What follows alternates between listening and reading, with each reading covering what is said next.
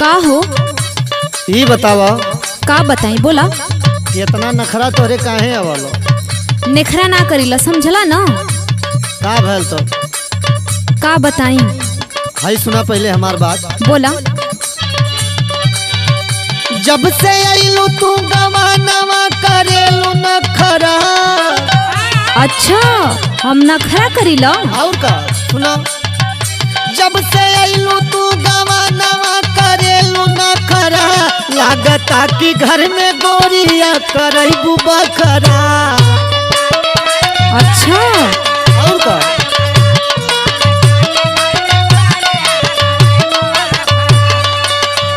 अच्छा सुना। बोलो। सच कहिला त काहे लगेला मरचा। मरचा ना लगी। सुना पहले। बोलो। सच कहिला त काहे लगेला मरचा। आग लागले तू सब कर करेला चरचा। अच्छा औ ना त का कहिला तोहसे कि अपने काम से काम रखल करा। का है परिवार में है तो परिवार का ना सुनो।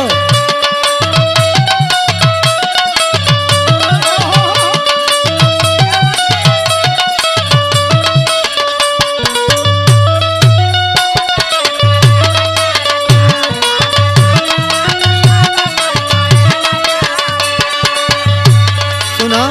बोला। घर नहीं चले रख बखिया के फेर के।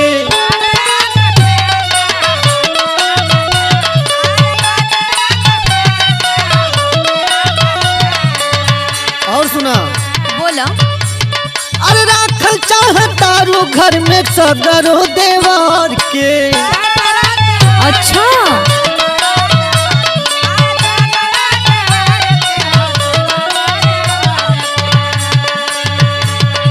काम कर तोह के दवेला तिदरा। काम कर तोह के दवेला तिदरा। जब से आइलू तू गवानवा करेलू नखरा।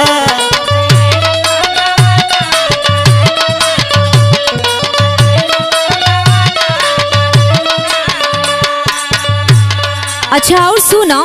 बोला का कह तू। जौने खानी गहना आइल हमरे जेठान के। अच्छा अच्छा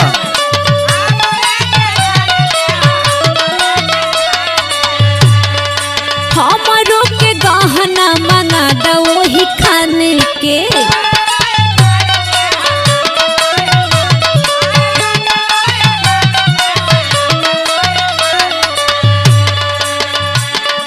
केहू ना चलावेला हमार खर्चा। सुना। बोलो। केहू ना चलावेला हमार खर्चा। सच कहिला बलामू लगेला मरचा।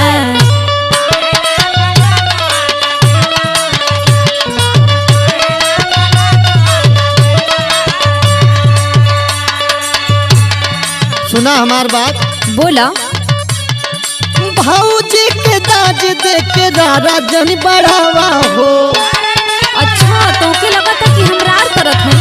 और का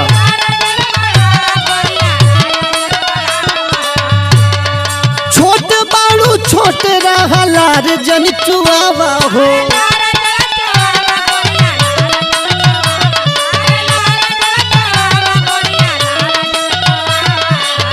और सुना।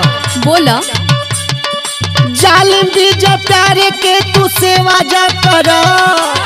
अच्छा कमलस दी जा प्यारे के तू सेवा जा करा।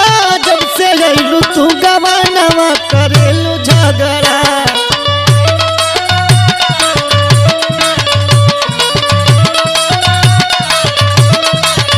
सच कहिला बलमुआ लगेला मरचा।